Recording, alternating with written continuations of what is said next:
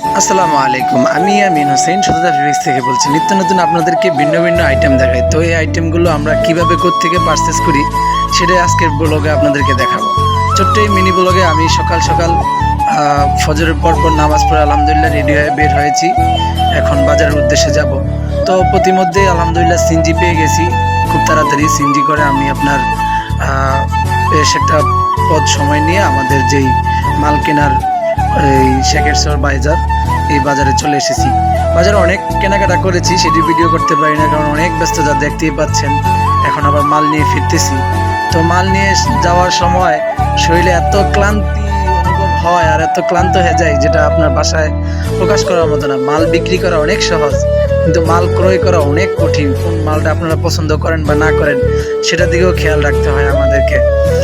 আজকের ভিডিওটি এতটুকু, দেখা হবে ইনশাল্লাহ। নেক্সট কি মাল আনছি আপনাদেরকে অবশ্যই পার্ট 2 আমরা ইনশাল্লাহ দেখাবো।